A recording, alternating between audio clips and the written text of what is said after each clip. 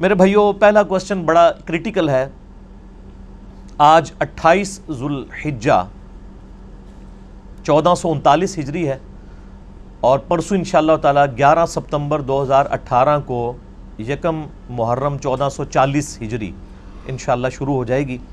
اسی کانٹیکسٹ میں سوال موصول ہوا ہے۔ علی بھائی السلام علیکم ورحمۃ اللہ۔ وعلیکم السلام ورحمۃ اللہ وبرکاتہ۔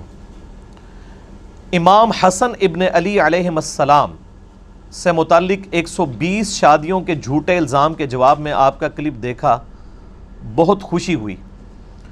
آپ سے گزارش ہے کہ امام حسن علیہ السلام کے قاتل کا نام اور قتل کی وجوہات بھی ذرا امت کے سامنے لائیں اور حق گوئی کا مظاہرہ فرمائیں، کیونکہ محرم 1440 ہجری کی آمد ہے۔ شکریہ۔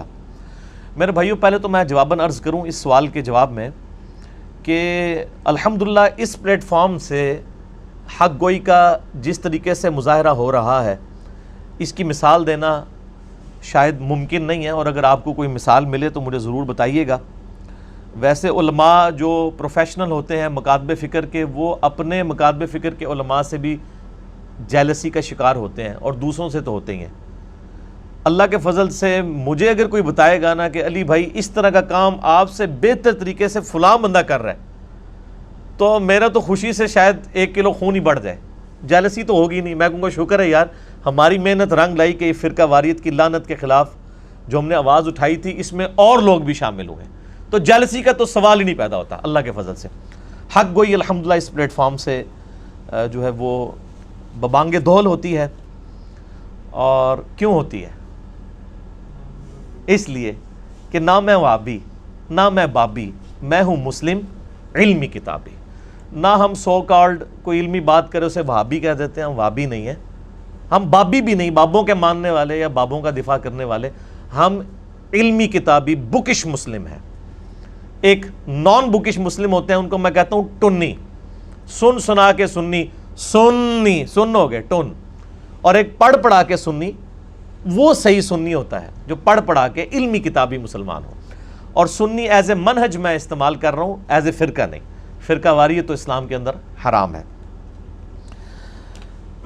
میرے بھائیو، یہ ایک تلخ حقیقت ہے کہ اس امت نے امام کائنات سید الاولین والآخرین شفیع المذنبین رحمت للعالمین سیدنا و مولانا امام اعظم محمد رسول اللہ صلی اللہ علیہ وآلہ وسلم کی جو وصیت تھی غدیر خم کے موقع پر، اس کا بالکل خیال نہیں رکھا، اور آپ صلی اللہ علیہ وآلہ وسلم کے پورے خاندان کو سوائے چند لوگوں کے، اور اس میں بھی ٹاپ آف دا لسٹ سیدنا حسن اور حسین علیہم السلام کو مظلومانہ طریقے سے قتل کیا۔ اور اس کی مثال انسانی تاریخ میں نہیں ملتی کہ امت جو ماننے والی امت ہے، انہوں نے خود اپنے پیغمبر کے ماننے والوں کو، ان کی اولاد کو اس طریقے سے ذبح کیا ہو، والعیاذ باللہ تعالی۔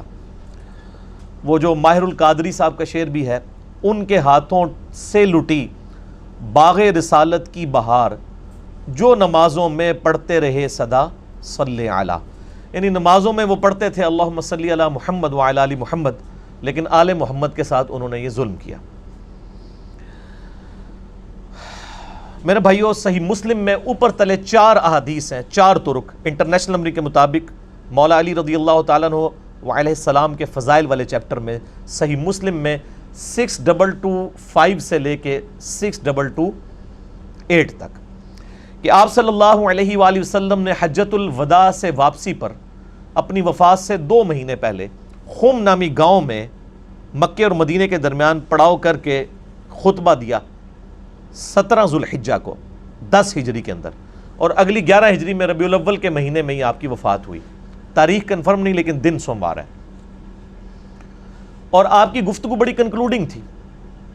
ہم نے وہ اپنے منہج کے اوپر بھی لکھ کے لگائی ہوئی ہے۔ اے لوگو آگاہ ہو جاؤ، میں بھی ایک انسان ہوں، قریب ہے کہ اللہ کا قاصد یعنی موت کا فرشتہ میرے پاس آئے اور میں اس کی دعوت قبول کر لوں۔ میں اپنے بعد تم میں 2 بھاری چیزیں چھوڑ کے جا رہا ہوں، ان میں سے پہلی چیز اللہ کی کتاب ہے۔ تم اللہ کی کتاب کو پکڑو، اپنا تعلق اس کتاب کے ساتھ مضبوط کرو۔ اللہ کی کتاب اللہ کی رسی ہے، جو اسے پکڑے گا وہ ہدایت پر ہوگا، جو اسے چھوڑ دے گا وہ گمراہ ہو جائے گا۔ اور زید ابن ارقم کہتے ہیں پھر نبی علیہ السلام ترغیب دلاتے رہے، اللہ کی کتاب، اللہ کی کتاب، اللہ کی کتاب، لیکن امت نے کتاب کو پس پش ڈال دیا۔ اور پھر فرمایا دوسری بھاری چیز میں چھوڑ کے جا رہا ہوں، وہ میرے اہل بیت ہیں، میں اپنے اہل بیت کے معاملے میں تمہیں اللہ کا خوف دلاتا ہوں، میں اپنے اہل بیت کے معاملے میں تمہیں اللہ کا خوف دلاتا ہوں، میں اپنے اہل بیت کے معاملے میں تمہیں اللہ کا خوف دلاتا ہوں۔ 3 دفعہ امت کو ڈرایا، لیکن امت نے اس معاملے میں بھی نبی علیہ السلام کی وصیت کا پاس نہیں رکھا۔ یعنی آپ کو تو اللہ تعالیٰ نے غیبی خبر دے دی تھی کہ آپ کی امت یہ کرے گی، آپ نے امت کو بتایا کہ اس سسٹم کا حصہ نہ بننا، جو کچھ آل امیہ میری اہل بیت کے ساتھ ظلم کریں گے تم نے اس سسٹم کا حصہ نہیں بننا۔ لیکن آپ دیکھ لیں امت نے پھر کس طریقے سے یعنی اہل بیت کے ساتھ ظلم کیا، اور جس کی یعنی ہیٹ آج تک ہم محسوس کر رہے ہیں، وہ تکلیف آج تک ہمیں کاٹنی پڑ رہی ہے، وَلِعَوْذُ بِاللَّهِ تعالی۔ اور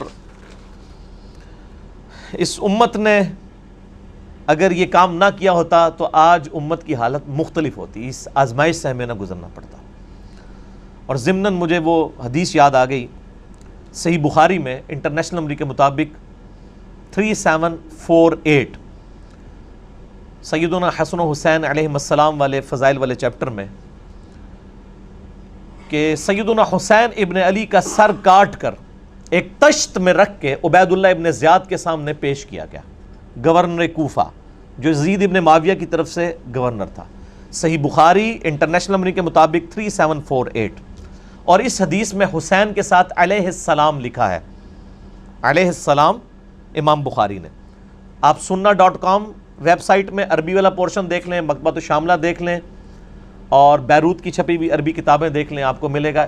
ایون اسلام 360 میں بھی جو عربی والا پورشن ہے اس میں صحیح بخاری 3748 کے ساتھ حسین علیہ السلام آپ کو ملے گا، لیکن مولوی نے بےایمانی کرتے ہوئے اردو ترجمے میں رضی اللہ عنہ کر دیا، تاکہ سنی شیعہ جو ایک درار ڈلی ہے وہ اور بڑھ جائے۔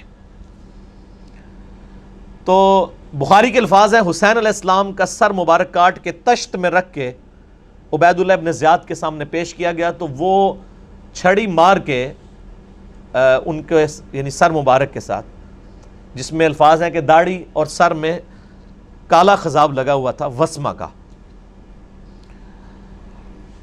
اور ترمذی میں بھی اس کی ڈیٹیلز موجود ہیں۔ اس نے کلام کیا تو انس ابن مالک تڑپ اٹھے، اور انہوں نے کہا کہ حسین ابن علی نبی علیہ السلام کے سب سے زیادہ ہم شکل تھے، یعنی یہ حسین ابن علی جو ہیں وہ نبی علیہ السلام کے ہم شکل تھے۔ اسی طریقے سے صحیح بخاری میں ہی آتا ہے انٹرنیشنل نمبر کے مطابق 3753، اسی سے ہی 5 احادیث آگے، کہ عبداللہ بن عمر رضی اللہ تعالی عنہما وعلیہم السلام سے کسی نے حج کے دوران یہ مسئلہ پوچھا کہ اگر کوئی شخص احرام کی حالت میں مکھی یا مچھر کو مار دے تو اس کا وہ کیا دم دے گا یا کوئی کفارہ دے گا؟ تو آپ نے یہ پوچھا یہ کون پوچھ رہا ہے؟ تو انہوں نے کہا یہ عراقی پوچھ رہا ہے، اور ظاہر ہے وہ عراق کا گورنر ہی تھا یزید کا، عبید اللہ ابن زیاد۔ آپ نے فرمایا یہ عراقی مجھ سے یہ مسئلہ پوچھتے ہیں کہ احرام کی حالت میں مکھی یا مچھر کو مارنے کا کفارہ کیا ہے، حالانکہ ان عراقیوں نے اللہ کے نبی کے نواسے کو قتل کیا ہے، جس کے بارے میں نے نبی علیہ السلام سے خود سنا تھا کہ حسن و حسین دنیا میں میرے 2 پھول ہیں۔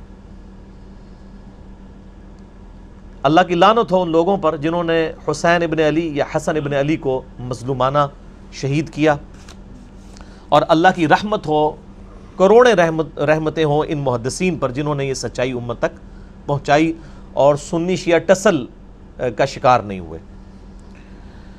میرے بھائیو، آج کے اس کوسچن کو کہ حسن ابن علی کا قاتل کون ہے، کیونکہ ابھی محرم کا مہینہ شروع ہونے والا ہے، آج 9 ستمبر ہے، 11 ستمبر کو یکم محرم 1440 ہجری ہوگی، تو حسین علیہ السلام کے اوپر زیادہ گفتگو ہو رہی ہوتی ہے، حالانکہ حسن ابن علی کو بھی شہید کیا گیا، ان کو زہر دے کے قتل کیا گیا۔ ان کا قاتل کون ہے اس کو میں احادیث کی روشنی میں بعد میں ڈسکس کروں گا۔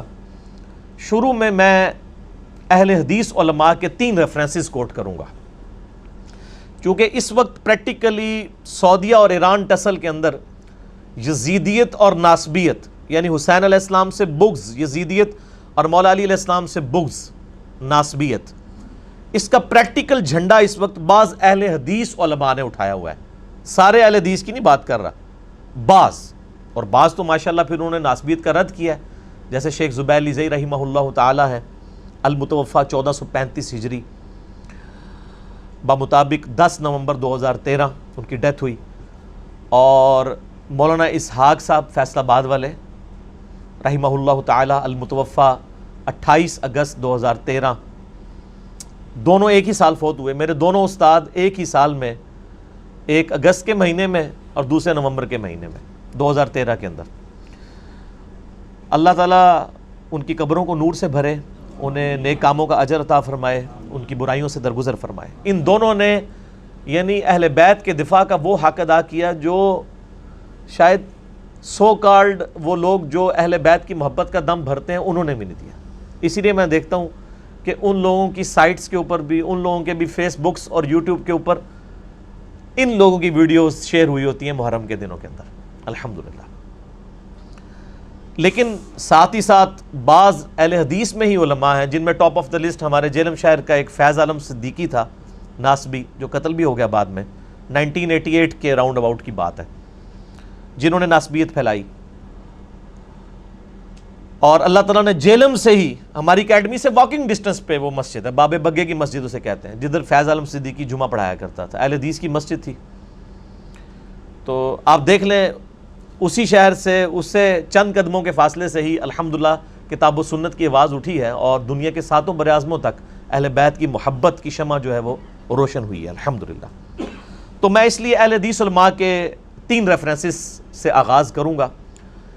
2 ریفرنسز جو ہیں وہ صحیح مسلم کی شرح میں جو اہل حدیث نے چھاپی ہوئی ہے، مکتبہ اسلامیہ نے بھی چھاپی ہے، باقی مکتبوں نے بھی، مکتبہ رحمانیہ نے بھی، علامہ وحید الزمان رحمہ اللہ تعالی کی، اور ایک شرح صحیح بخاری کی، وہ بھی اہل حدیث نے چھاپی ہوئی ہے، سید محمد داؤد راز رحمہ اللہ تعالی، جو انڈیا پاکستان جب نہیں بنا تھا اس سے پہلے پوری جمعیت اہل حدیث ہند کے وہ ہیڈ تھے۔ انہوں نے 8 جلدوں پہ صحیح بخاری کی شرح لکھی ہے، جو آپ کے پاس PDF اویلیبل بھی ہے عموماً نیٹ کے اوپر۔ ان کا میں ایک ریفرنس انشاءاللہ یہاں پہ کوٹ کروں گا، اور چونکہ ہماری HD ریکارڈنگ ہوتی ہے تو اسی ریکارڈنگ میں انشاءاللہ آپ کو سکرین کے اوپر HD وہ JPGs نظر بھی آ جائیں گے۔ جب اس کو ہم اپلوڈ کریں گے اس سے پہلے اس کو انشاءاللہ پبلش کروا لیں گے فرحان بھائی انشاءاللہ تعالی۔ ان کو میں نے وہ سارے JPGs جتنی بھی آج ریفرنسز آنے ہیں نا وہ انشاءاللہ آپ کو سکرین میں نظر آئیں گے انشاءاللہ تعالی، لہذا ٹینشن لینے کی ضرورت اس حوالے سے نہیں ہے۔ پہلا ریفرنس ہے میرے بھائیو شرح صحیح مسلم اہل حدیث کی، علامہ وحید الزمان۔ صحیح مسلم میں حدیث ہے انٹرنیشنل نمبر کے مطابق 6409۔ میں نے اپنے لیپ ٹاپ کے اندر وہ پہلے ہی کر کے رکھی ہے تاکہ میں آپ کو ورڈ بائی ورڈ وہ کامنٹس پڑھ کے بتا سکوں۔ یہ حدیث بڑی مشہور ہے، ابو سفیان رضی اللہ تعالیٰ عنہ کے فضائل والے چیپٹر میں صحیح مسلم 6409 کہ ابو سفیان جب ایمان لے کر آئے تو مسلم شریف کے الفاظ ہیں، انہوں نے کہا اے نبی علیہ السلام، مسلمان مجھ سے تو نہ صحیح طریقے سے گفتگو کرتے ہیں اور نہ ہی میرے پاس بیٹھتے ہیں، تو میری کچھ خواہشات ہیں، اگر آپ وہ پوری کر دیں تو اس کی وجہ سے مسلمانوں کا دل میری طرف مائل ہوگا۔ ظاہر ہے پوری زندگی ابو سفیان نے نبی علیہ السلام کی مخالفت کی۔ ابو جہل تو صرف بدر میں آیا تھا نا، اس کے بعد ساری جنگیں ابو سفیان نے لڑی تھی، فتح مکہ کے موقع پہ وہ مسلمان ہو گیا، تو ظاہر ہے کوئی سوئچ تو آن نہیں ہونا تھا کہ ایک دن میں ہی لوگ اس سے محبت کرنا شروع کر دیتے۔ تو مسلم شریف کے الفاظ ہیں، انہوں نے کچھ یعنی ریکویسٹ کی، ان میں سے ایک ریکویسٹ یہ تھی کہ میرے بیٹے معاویہ کو اپنا منشی بنا لیجئے۔ یہ یعنی علامہ وحید الزمان صاحب کا ترجمہ میں پڑھ رہا ہوں، یہ منشی کوئی نٹوریس ورڈ نہیں ہے، اسسٹنٹ کہہ لیں، کلرک کہہ لیں انگلش میں، یعنی اپنا اسسٹنٹ رکھ لیں، چونکہ یہ کاتب بھی تھے تو ان کو کاتب کے طور پہ آپ رکھ لیں۔ تو اس حدیث کے اینڈ پہ جو راوی ہے نا زمیل، ان کے الفاظ ہیں، وہ کہتے ہیں کہ ابو سفیان اس دن جو کچھ نبی علیہ السلام سے مانگ رہا تھا نا، آپ اس کے جواب میں ایگری کرتے جا رہے تھے، کیونکہ آپ علیہ السلام کی عادت تھی کہ آپ انکار نہیں کیا کرتے تھے۔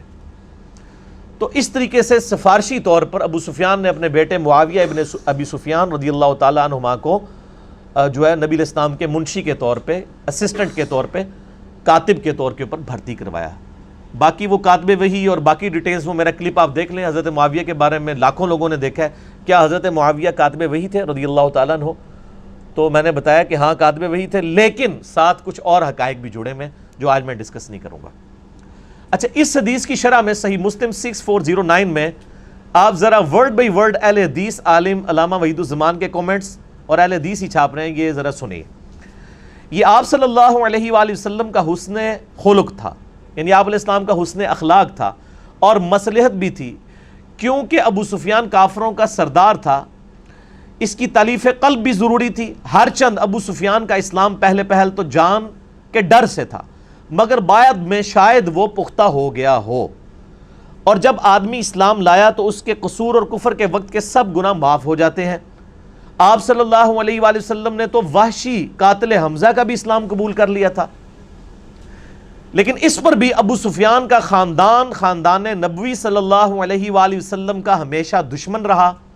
ابو سفیان عمر بھر حضرت صلی اللہ علیہ وآلہ وسلم سے لڑتا رہا اور صدہا مسلمانوں کو اس نے شہید کیا، اور اس کے بیٹے معاویہ ابن ابی سفیان نے جناب امیر المومنین خلیفہ برحق علی مرتضیٰ شیر خدا رضی اللہ تعالی عنہ کا مقابلہ کیا اور جنگ صفین میں ہزاروں مسلمانوں کا خون کیا.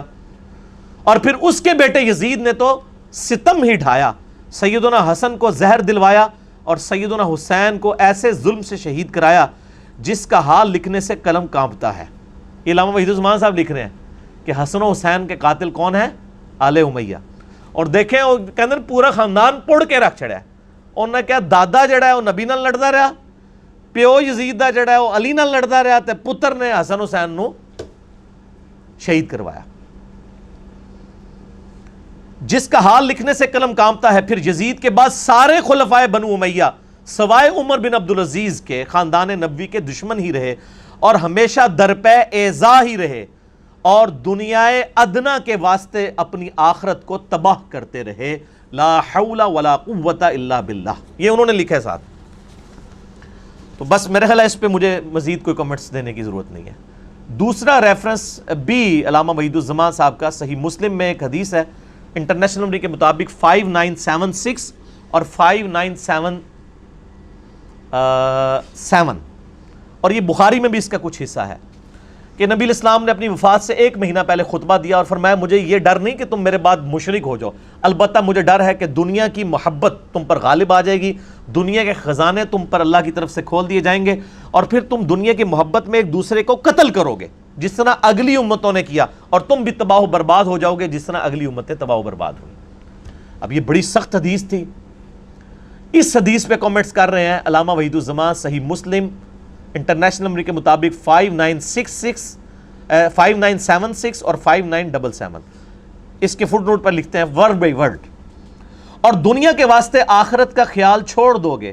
مسلمانوں نے حضرت صلی اللہ علیہ وآلہ وسلم کے چند روز بعد ہی یہ ایسے کام شروع کر دیے اور آپس میں پھوٹ کی بنا ڈال دی، یعنی پھوٹ کی بنیاد ڈالی. معاویہ حضرت علی سے لڑے اور یزید نے خاندان نبوت کو تباہ کیا. یہ اہل حدیث عالم. یہ تو جب سے انڈیا اور یہ جو سعودیہ اور ایران کی ٹسل شروع ہوئی ہے نا، تو یہ تھوڑے اہل حدیث اس طرف گئے ہیں، ورنہ پرانے اہل حدیث جتنے بڑے محب اہل بیت ہیں، نہ بریلوی ہیں نہ دیوبندی ہیں. اور حجاج نے عبداللہ ابن زبیر کو شہید کیا اور فتنوں کی تار بند گئی. اس روز سے آج تک مسلمانوں کا وہی حال ہے کہ کسی ایک خلیفہ پر سب اکٹھے نہیں ہو سکے. آخر کافر موقع پا کر ان پر غالب ہوئے اور ان کی قوت کو خاک میں ملا دیا. والعیاذ باللہ تعالی. اب انہی کے روحانی شاگرد ہیں سید داود راز، جو کمبائنڈ جمعیت اہل حدیث انڈیا پاکستان کے صدر تھے اور علامہ وحید الزمان صاحب کو اپنا مرشد مانتے ہیں. جگہ جگہ وہ صحیح بخاری کی شرح میں ان کے ریفرنسز کوٹ کرتے ہیں. انہوں نے صحیح بخاری کی شرح جو 8 جلدوں میں موجود ہے، اس میں بخاری کی شرح میں 4359 نمبر حدیث ہے بخاری کی. اس کی شرح کرتے ہوئے کیا لکھتے ہیں؟ یہ بخاری کی حدیث ہے کہ جریر ابن عبداللہ رضی اللہ تعالیٰ عنہ یمن کے سفر پہ تھے اور اسی دوران نبی الاسلام کی پیچھے ڈیتھ ہو گئی اور حضرت ابوبکر کو خلیفہ چن لیا گیا، اور ابھی یہ مدینہ شریف آئے نہیں تھے. تو راستے میں ان کی ملاقات ذو امر نامی ایک شخص سے ہوئی جس تک آلریڈی نبی علیہ السلام کی وفات کی خبر پہنچ چکی تھی. وہ بڑا جہاندیدہ بندہ تھا، اس کے پاس یعنی علم بھی تھا. انہوں نے بڑے حسن سلوک کے ساتھ اس کے ساتھ معاملہ کیا. تو جاتے جاتے اس نے نا ان کو ایک نصیحت کی جو بخاری میں 4359 نمبر حدیث کے اندر امام بخاری نے نقل کی ہے. وہ شخص کہتا ہے کہ چونکہ تم نے مجھ پر احسان کیا ہے، میں تمہیں ایک بات بتاؤں گا کہ تم اہل عرب اس وقت تک خیر و بھلائی کے ساتھ رہو گے جب تک تمہارا طرز عمل یہ ہوگا کہ جب تمہارا کوئی امیر وفات پا جائے تو تم اپنا کوئی اور امیر مقرر کر لو، لیکن جب امارت کے لیے تلوار تک بات پہنچ جائے گی تو تمہارے امیر بادشاہ بن جائیں گے، وہ بادشاہوں کی طرح غصہ ہوا کریں گے اور انہی کی طرح خوش ہوا کریں گے۔ یعنی جب خلافت ختم ہوگی اور ملوکیت آئے گی پھر وہ دنیا دار بادشاہ ہوں گے۔ یہ بخاری کے الفاظ ہیں۔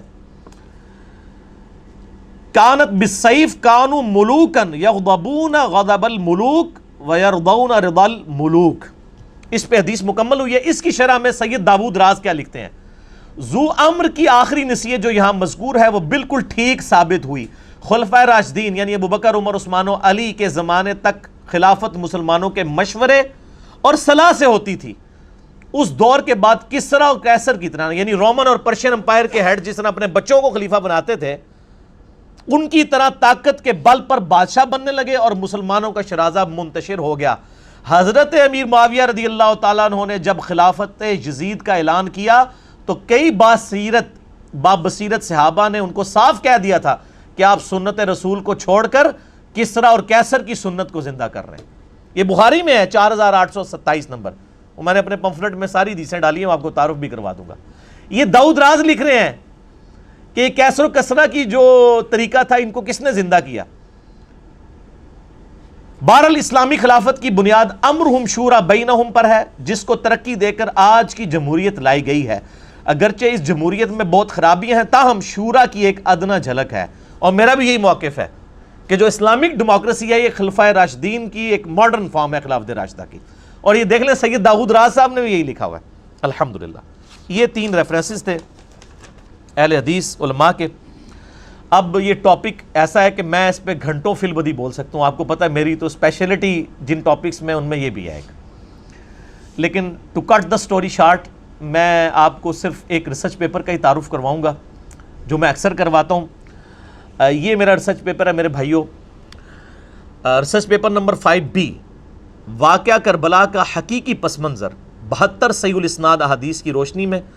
72 کیا میں نے نسبت لی ہے شہدائے کربلا کی نسبت سے، ورنہ اس میں احادیث 200 سے زیادہ ہیں۔ اکثر احادیث بخاری اور مسلم سے ہیں، عربی میں بھی ہے، اردو میں بھی ہے، ہندی میں بھی ہے، انگلش میں بھی ہے، فارسی کا کام بھی ہونے والا ہے، پشتو اور بنگالی میں بھی لوگوں نے کام شروع کر دیا ہے الحمدللہ۔ میں نے اس میں ٹروتھ ریویل کیا ہے، یہ جعلی پس منظر نہیں، خیالی پلاؤ نہیں ہے۔ اور یہ ایک عبداللہ ابن سبا تھا، پوری امت کی مت مار دی اس نے، ایک کریکٹر گھڑا جو کہ مولا علی کے دور میں آیا تھا، شہادت عثمان میں اس کا کوئی تعلق نہیں ہے، صرف آل امیہ کی بدماشیوں کو چھپانے کے لیے انہوں نے یہ ایک جھوٹ گھڑا۔ اس کو تو مولا علی نے خود قتل کروایا تھا عبداللہ ابن سبا کو، وہ بعد کی پیداوار ہے، اس کو کھاتے میں ڈال دیا۔ میں نے یہ سارا ٹروتھ احادیث سے ریویل کیا ہے، یہ کوئی بنو امیہ یا بنو عباس کی لکھوائی ہوئی تاریخ نہیں ہے، یہ وہ احادیث کی کتابیں جو سامنے رکھی ہوئی ہیں۔ کیوں؟ کیونکہ نام ہے وہابی، نام ہے بابی، میں ہوں مسلم علمی کتابی۔ اس میں آپ کو خلافت راشدہ کا پتہ چلے گا، شہادت عثمان کے اصلی اسباب کیا ہے وہ پتہ چلیں گے، جنگ جمل صفین نہروان کے اوپر مولا علی کی حقانیت پتہ چلے گی، شہادت حسن کے بارے میں احادیث مل جائیں گی۔ آج جتنی احادیث میں ڈسکس کروں یہ ساری اس کے اندر موجود ہے۔ صلح حسن کی شرائط کیا تھی جن کو پورا نہیں کیا گیا، شہادت حسین علیہ السلام، یہ پوری ڈیٹیلز آپ کو انشاءاللہ 200 احادیث اس کے اندر مل جائیں گی۔ یہ آپ سافٹ کاپی ڈاؤن لوڈ کر سکتے ہیں ہماری ویب سائٹ ahlsunnatpak.com پہ جائیں، بکس اینڈ ریسرچ پیپرز والے پورشن میں جائیں، 5B ریسرچ پیپر ہے، ساری زبانوں میں آپ ڈاؤن لوڈ کریں جو مینلی ہیں، عربی میں، اردو میں، ہندی میں اور انگلش میں، اور آپ اس کی ہارڈ کاپی بھی گھر میں مفت منگوا سکتے ہیں۔ اس کے لیے آپ فون کریں ہمارے عثمان بھائی کو، ان کے فون کی ٹائمنگ ہے صبح 9 سے لے کر 12:45 بجے تک روزانہ، اور شام کو عصر سے لے کر مغرب تک۔ ان کا نمبر ہے +92 321 5900 پاکستان میں کریں گے تو 0321 5900 ان کو کال کریں۔ انشاءاللہ یہ ڈاک میرے تمام ریسرچ پیپرز انکلوڈنگ 5B آپ کے گھر انشاءاللہ بالکل مفت آ جائیں گے انشاءاللہ تعالی، تو آپ منگوا سکتے ہیں۔ میرے بھائیو 5B ریسرچ پیپر میں ہی 50 نمبر سیریل کے اوپر وہ حدیث موجود ہے جس میں ذکر ہے کہ حسن ابن علی کو زہر دے کر شہید کیا گیا، اور یہ حدیث جو ہے وہ المصنف ابن ابی شیبہ میں انٹرنیشنل نمبرنگ کے مطابق 37,359 ہے، اور جو مکتبہ رحمانیہ نے PDF چھاپا ہوا ہے نا اردو میں، اس میں ہے 38,514۔ وہ انشاءاللہ JPG ہم اس کے اوپر ڈسپلے بھی کر دیں گے، آپ کو وہ حدیث نظر آ جائے گی۔ یہ حدیث المصنف ابن ابی شیبہ میں موجود ہے اور المستدرک للحاکم میں بھی ہے انٹرنیشنل نمبر کے مطابق 4816۔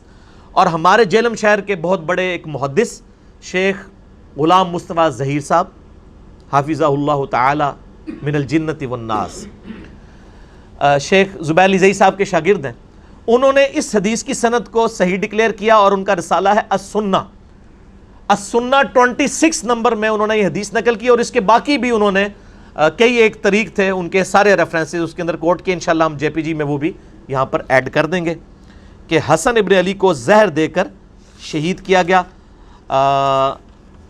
وہ حدیث آپ کو میں ورڈ بائی ورڈ المصنف ابن ابی شیبہ سے پڑھ کے سنا بھی دیتا ہوں تاکہ آپ کو یہ بات پتہ بھی چل جائے۔ حضرت عمیر ابن اسحاق تابعی روایت کرتے ہیں کہ میں اور ایک آدمی، ان کا کوئی دوست تھا، حضرت حسن ابن علی کی عیادت کے لیے حاضر ہوئے۔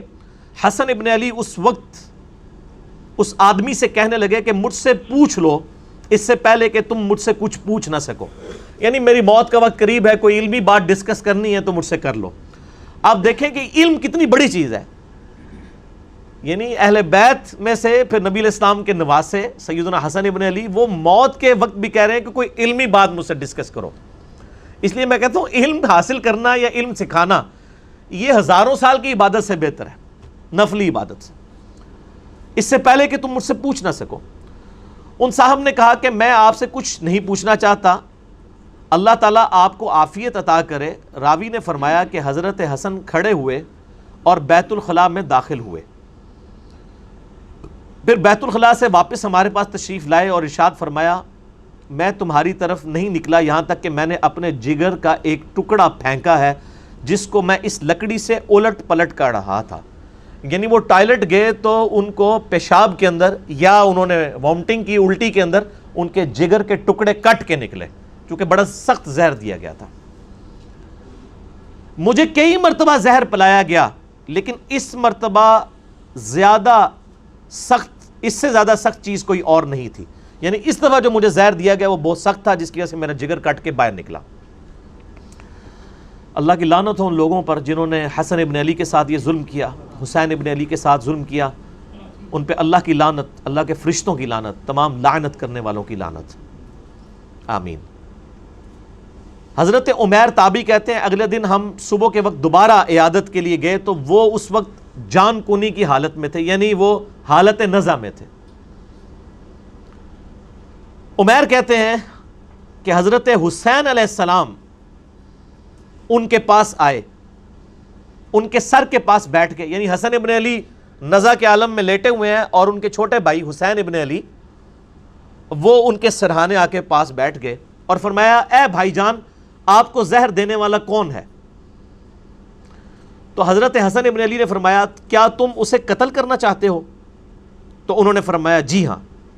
تو حضرت حسن نے فرمایا اگر وہ وہی ہے جس کے بارے میں میرا گمان ہے تو اللہ تعالیٰ اسے سخت سزا دینے والا ہے، اور اگر وہ بری ہے تو میں یہ پسند نہیں کرتا کہ ایک بری آدمی میری وجہ سے قتل کر دیا جائے۔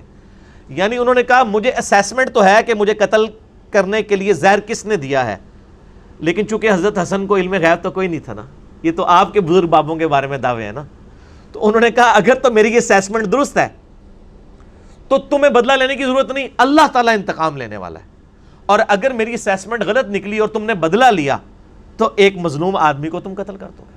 آپ دیکھ لیں موت کے نزع کے عالم میں بھی انصاف کا دامن اہل بیت اپنے ہاتھوں سے نہیں جانے دیتے تھے۔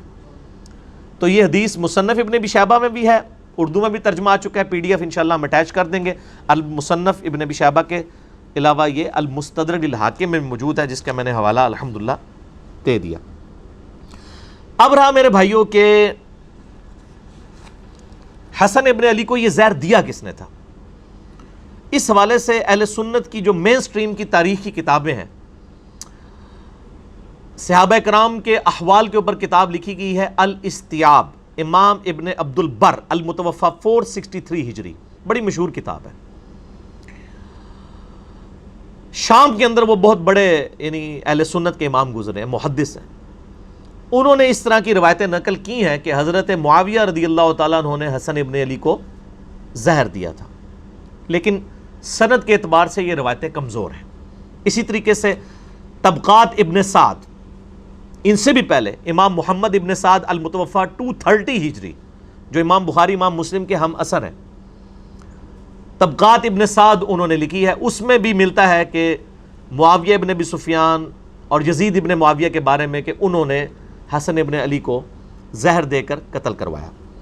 اس کے علاوہ امام بلازری کی کتاب المتوفی 290 ہجری، انصاب الاشراف، جس سے یہ محرم کے دنوں میں جعلی روایت پیش کر رہے ہوتے ہیں کہ حسین علیہ السلام نے کہا میری 3 شرطیں ہیں، یا تو مجھے یزید کے پاس جانے دو، میں اس کے ہاتھ پہ بیعت کر لیتا ہوں، یا مجھے واپس جانے دو، یا کسی مسلمان سرحد پہ جانے دو۔ کوڑ مارو ہو جڑا کوئی ہضم بھی ہوئے کسی نو، وہ کتاب ہی جعلی ہے، وہ اپنے مصنف سے ثابت ہی نہیں ہے۔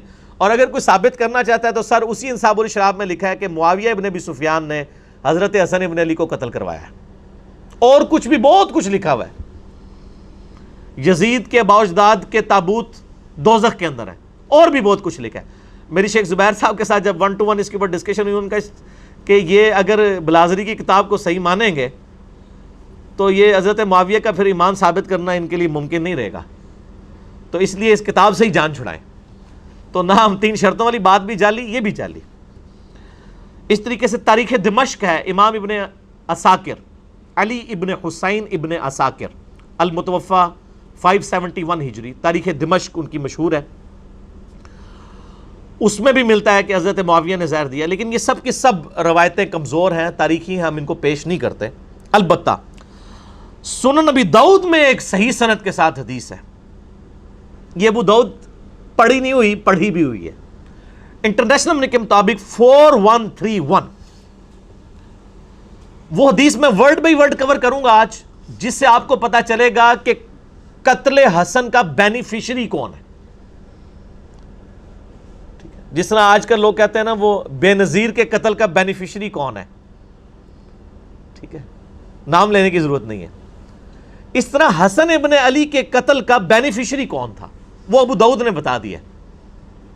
اور دوسرا ٹروتھ ریویل ہوگا کہ مولا علی علیہ السلام کو ممبروں پر آل امیہ کے دور میں جو لعنت کروائی جاتی تھی، سب و شتم ہوتا تھا، وہ کہتے ہیں سب کا مطلب تنقید ہے، تنقید نہیں ہے۔ صحیح مسلم انٹرنیشنل نمبر کے مطابق 6229 نمبر حدیث ہے، لعن اللہ ابا تراب، ابو تراب پر اللہ کی لعنت، نعوذ باللہ من ذالک، لعنت کرواتے تھے وہ۔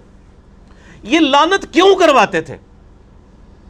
یہ بھی ایک کوسچن ہے نا، کس سے ان کو کیا ملتا تھا؟ یہ ٹروتھ بھی آپ کو اس حدیث میں ریویل ہوگا کہ بیسیکلی وہ چاہتے تھے کہ خلافت راشدہ کا ایک بھیانک چہرہ لوگوں کے سامنے آئے، لوگ خلافت کی تلاش میں نہ رہے، ملوکیت کو قائم رکھیں، لہٰذا مولا علی پر لعنت کرواؤ۔ جب مولا علی سے لوگ متنفر ہوں گے، خود بخود ہی کہیں گے کہ یہ ملوکیت کا سسٹم، آل امیہ کا سسٹم بہتر ہے۔ یہ بھی آپ کو اس حدیث میں پتہ چلے گا، اور آپ کو پتہ چلے گا کہ آل امیہ بینیفیشری ہے حسن ابن علی کے قتل کی۔ اب قاتل کون ہے؟ وہ آج کے زمانے میں بھی میرے بھائی جب CCTV کیمرہ ہے، سب کچھ ہے، یہ اس طریقے سے کوئی اس کی خفیہ ویڈیو تو مطلب نہیں بنا سکتا تھا اس زمانے میں، تو آج کے زمانے میں بھی قاتل تک پہنچنا بہت مشکل ہوتا ہے، تو اس زمانے میں تو بہت مشکل تھا۔ اسی طریقے سے عثمان غنی رضی اللہ تعالیٰ عنہ کے بھی اسپیسیفک تو کوئی نہیں کر سکتا کہ قاتلین کون تھے، ایک اسیسمنٹ ہی ہے۔ یہاں پر بھی یہی معاملہ ہے۔ یہ حدیث ہے ابو داؤد میں 4131 انٹرنیشنل نمبر کے مطابق، اور یہ کم از کم 3 اہل سنت کی مین سٹریم کی کتابوں میں ہے۔ سنن ابی داؤد میں ہے 4131۔ اس حدیث کو شیخ البانی بھی صحیح کہتے ہیں، شیخ زبیر علی زئی صاحب رحمہ اللہ تعالی، جن کا کرائٹیریا صحت کا بڑا سخت تھا، وہ بھی اسے صحیح کہتے ہیں۔ اس حدیث پہ بعض ناسبیوں نے جو اعتراض کیا منکرین حدیث نے، میں انشاءاللہ وہ اینڈ پہ ڈسکس کروں گا، کیونکہ وہ عام بندوں کا ٹاپک نہیں ہے، اس لیے میں اس موضوع کی روانگی کو توڑنا نہیں چاہتا۔ ابو داؤد میں 4131، مسند احمد میں ہے 17228 عربی والے میں، مکتبۃ شاملہ میں، اور جو اردو PDF ہے مکتبہ رحمانیہ کا، اس میں ہے 17321۔ یہ سارے JPGs انشاءاللہ ہم ساتھ اٹیچ کر دیں گے۔ اور تیسری کتاب ہے المعجم الکبیر طبرانی، اس میں امام حسن علیہ السلام کے چیپٹر میں انٹرنیشنل نمبر کے مطابق 2628 ہے اور مقدام بن مادی کرب والے چیپٹر میں 636 نمبر ہے. 2 دفعہ امام طبرانی اس حدیث کو لے کے ہیں, المتوفا 360 ہجری. تو یہ حدیث الحمدللہ سونے کی مہر درست ہے, اور یہ اتنی کرٹیکل حدیث تھی کہ یہ میرے جو 5B ریسرچ پیپر میں صرف یہ واحد حدیث ہے جو میں نے 2 نمبرنگ پہ ریپیٹ کی ہے, سیریل نمبر 31 پہ بھی اور سیریل نمبر 51 کے اوپر بھی, اور ایک ایک نمبرنگ پہ کئی حدیثیں ہیں. اس میں مثلا جو 33 نمبر ہے غدیر خم کے میں نے 8 طرق جمع کیے ہیں. ویسے تو غدیر خم پہ لاکھوں لوگ میرا کلپ دیکھ چکے ہیں یوٹیوب پہ, جو میں نے کور کیے ہیں وہ آپ دیکھ سکتے ہیں. تو ایک ایک نمبر پہ کئی احادیث ہیں, اس لیے 200 سے زیادہ روایتیں ہیں. تو اس ریسرچ پیپر میں یہ روایت 4131 موجود ہے انٹرنیشنل نمبر کے مطابق. وہ میں آپ کو اہل حدیث کا جو ترجمہ ہے نا جی, ورڈ بائی ورڈ پڑھ کے سناتا ہوں. دارالاسلام پبلیکیشن دنیا میں سب سے بڑا اہل حدیث کا, اہل سنت کا یعنی کتابیں چھاپنے والا جو ہے وہ ادارہ ہے. یہ دارالاسلام کی عربی پبلیکیشن سامنے رکھی ہوئی ہیں, یہ پڑھی ہوئی نہیں پڑھی ہوئی بھی ہیں, یہ علمی کتابی باتیں ہو رہی ہیں نا. تو اسی میں جو ابو داؤد رکھی ہے نا, اس میں ورڈ بائی ورڈ میں آپ کو دارالاسلام نے جو اردو ترجمے کے ساتھ شیخ زبیر صاحب کی تحقیم کے ساتھ چھاپی ہے, 4131 سنن ابی داؤد, ورڈ بائی ورڈ اس حدیث کو سنیں. خالد بن معدان تابعی کہتے ہیں کہ مقدام بن مادی کرب صحابی ہیں, بڑے مشہور صحابی ہیں یہ. انہی سے وہ ابو داؤد میں حدیث ہے کہ مجھے اللہ نے قرآن اور اس کی مثل یعنی سنت عطا فرمائی. مقدام بن مادی کرب عمر بن اسود اور قبیلہ بنو اسد کا ایک آدمی جو اہل قنسرین میں سے تھا, حضرت معاویہ ابن ابی سفیان رضی اللہ تعالیٰ عنہ کے پاس آئے جب وہ شام کے اندر یعنی بادشاہ تھے. معاویہ نے مقدام سے کہا کیا تمہیں معلوم ہے کہ حسن ابن علی وفات پا گئے ہیں؟ تو مقدام رضی اللہ تعالیٰ عنہ نے فوراً پڑھا انا للہ و انا الیہ راجعون. کسی مسلمان کی موت پہ کیا پڑھنا چاہیے؟ اب یہ پڑھنا ایک صحابی کا کیا یہ جرم تھا؟ جب انہوں نے یہ پڑھا تو ابو داؤد نے کیا لکھا, فقال لہ فلان, تو ایک آدمی نے, ایک مرد نے, فلاں شخص نے اس کے جواب میں کہا. اب یہ فلاں کون ہے؟ وہ حضرت معاویہ خود تھے, کیونکہ مسند احمد میں موجود ہے معاویہ نے مقدام سے کہا. ابو داؤد کی عادت ہے کہ وہ جب کسی صحابی کا غلط کام آ رہا ہو نا تو اس کو فلاں کر جاتے ہیں. ابو داؤد کے اندر کئی مثالیں میں نے اس پمفلٹ میں لکھی ہیں. جب فلاں شخص فلاں کو ملنے کوفے آیا تو علی پر لعنت کروائی. وہ سنن نسائی الکبریٰ کے اندر ہے کہ جب معاویہ ابن ابی سفیان مغیرہ ابن شعبہ کو ملنے کے لیے کوفہ آئے تو حضرت علی پہ لعنت کروائی. تو ابو داؤد نے فلاں فلاں کر دیا. میرا یوٹیوب پہ کلپ لاکھوں لوگ دیکھ چکے ہیں. سنی اور شیعہ کی کتابوں میں حق چھپانے کی مثالیں. یہی کام ناج البلاغہ میں جب مولا علی کا خطبہ حضرت عمر کے بارے میں آیا تو شیعہ نے بھی وہاں پہ وہ فلاں شخص پہ اللہ کی رحمت ہو, اس نے دین کے لیے یہ خدمات کی. یہ کام شیعہ نے بھی پایا تو کام سنیہ نے بھی پایا. ٹھیک ہے نا جی. تو جدو کوئی کام پائے تو اس کام سے رسی کاٹ سکنے ہیں. اللہ دے فضل. یہ میں کوئی تکبر کے طور پہ نہیں, میں جسٹ جوک کے طور پہ بول رہا ہوتا ہوں, کیونکہ نہ میں وہابی نہ میں بابی, میں ہوں مسلم علمی کتابی. تو حضرت معاویہ نے کہا, مسند احمد میں بھی اور المعجم الکبیر طبرانی میں بھی موجود ہے جو میں نے نمبر بتایا, کہ حضرت معاویہ نے یہ کہا کہ مقدام کیا تم حسن کے مرنے کو مصیبت سمجھتے ہو؟ انا للہ و انا الیہ راجعون. میں نے کہا تھا نا آپ کو پتا چلے گا قاتل کون ہے یہ تو ہم نہیں کہتے, لیکن بینیفیشری کون ہے, خوشی کسے ہوئی حسن کے مرنے پر؟ آل امیہ کو. انہوں نے کہا, اب مقدام بن مادی کرب کو بڑا غصہ آیا. انہوں نے کہا میں حسن کی وفات کو مصیبت کیوں نہ سمجھوں جبکہ رسول اللہ صلی اللہ علیہ وآلہ وسلم نے ان کو اپنی گود میں بٹھایا ہوا تھا اور فرما رہے تھے حسن مجھ سے ہے اور حسین علی سے ہے. یعنی مقدام بن مادی کرب کہتے ہیں میں نے نبی الاسلام کو خود دیکھا ہے کہ اپنے زانوں پہ ایک طرف حسن ابن علی کو بٹھایا ہے, دوسری طرف حسین ابن علی کو, اور کہہ رہے ہیں حسن مجھ سے ہے حسین علی سے ہے. اور یار جس نے نبی کو اتنی محبت کرتے ہوئے دیکھا ہو تو سر پھر اس شخص کی وفات کے اوپر اس کو پھر غم تو ہوگا نا. تو وہ حضرت معاویہ کو جواب دے رہے ہیں کہ میں کیوں نہ مصیبت سمجھوں جب نبی علیہ السلام اتنی محبت ان سے کرتے تھے. اور بخاری کے تو الفاظ میں نے بتایا نا ابن عمر کے, صحیح بخاری 3753, حسن و حسین دنیا میں میرے 2 پھول ہیں. ٹھیک ہو گیا. ہائے ہائے ہائے. اب وہ جو اسدی شخص مقدام بن مادی کرب کے ساتھ گیا ہوا تھا نا حضرت معاویہ کو ملنے ہوئے, آپ کو پتہ ہے شاہ سے زیادہ شاہ کے وفادار ہوتے ہیں چمچے. وہ چمچا تھا. اس نے دیکھا کہ جب معاویہ ہی توہین کر رہے ہیں حضرت حسن ابن علی کی, یہ بات کہہ کے کہ حسن کا مرنا کوئی مصیبت ہے, انہوں نے کہا میں بھی بیچ اپنا تھوڑا لچ تال دیا. تو اس نے کہا فقال الاسدی جمرۃ اطفأ اللہ, حسن تو ایک آگ کا کوئلہ تھا جسے اللہ نے بجھا دیا. انا للہ و انا الیہ راجعون. اللہ کی لعنت ہو ایسے لوگوں پر جو اہل بیت کے ساتھ بغض رکھنے والے تھے. صحیح مسلم میں حدیث ہے, علی سے محبت نہیں رکھے گا مگر مومن, علی سے بغض نہیں رکھے گا مگر منافق. صحیح مسلم 240. اور یہ آپ دیکھ لیں سیدنا علی کی اولاد کے ساتھ غدیر خم پہ جو نبی علیہ السلام نے کہا تھا میں اہل بیت کے معاملے میں تمہیں اللہ کا خوف دلاتا ہوں, 6225 سے 6228 تک صحیح مسلم میں, وہ اہل بیت سے مراد مولا علی اور ان کی اولاد لی تھی. کیونکہ سن نسائی الکبریٰ میں مسند احمد میں آگے الفاظ ہے غدیر خم کی حدیث کے کہ مولا علی کا ہاتھ پکڑ کے نبی علیہ السلام نے صحابہ کے دوران یعنی غدیر خم پہ بلند کر کے کہا من کنت مولا فہذا علی مولا, جس کا مولا میں اس کا مولا علی, جس کا جگری یار میں اس کا جگری یار علی, جس کا آقا میں اس کا آقا علی. اور پھر کہا اے اللہ علی جو علی سے محبت رکھے تو بھی اس سے محبت رکھ, جو علی سے بغض رکھے تو بھی اس سے بغض رکھ. کیونکہ علی کی اولاد نہیں ذبح ہونا تھا نا. یہاں پہ بھی آپ دیکھ لیں, وہ اسدی کہتا ہے کہ حسن تو آگ کا ایک انگارہ تھا, ایک کوئلہ تھا داغتا ہوا جس کو اللہ نے بجھا دیا. یہ اس جملے کے اندر پوری قیامت ہے. آپ استغفر اللہ پڑھ رہے ہیں نا, اس ایک جملے کو اگر کھولیں نا تو میں گھنٹوں بول سکتا ہوں. یہ کسی کے لیے یہ جملہ کیوں بولا جاتا ہے کہ فلاں شخص دہتا ہوا انگارہ ہے. پرانے زمانے میں جب آپ نے آگ روشن کرنی ہوتی تھی تو دوسرے گھروں سے آپ کوئلہ لے کے آتے تھے. کوئلے کے اندر ہلکی سی آگ چل رہی ہوتی ہے, وہ آگ لا کے جب آپ لکڑیوں میں رکھتے ہیں تو لکڑیاں بھڑک اٹھتی ہیں. یہ لکڑیوں کو بھڑکانے والی چیز جو ہوتی ہے وہ ہوتا ہے دہتا ہوا کوئلہ. حسن کو اس نے دہتا ہوا کوئلہ کیوں کہا؟ چونکہ حضرت معاویہ نے صلح کی بھی تھی حسن ابن علی کے ساتھ کچھ شرائط کے اوپر.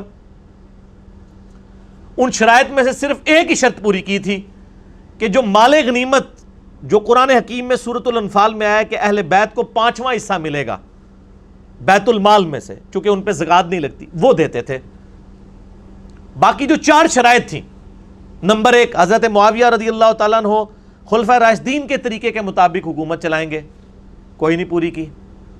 نمبر 2 حضرت علی کے ساتھیوں نے جو ہتھیار ڈال دیے ہیں صلح حسن کے بعد, وہ ان کے ساتھ ظلم و ستم نہیں ہوگا.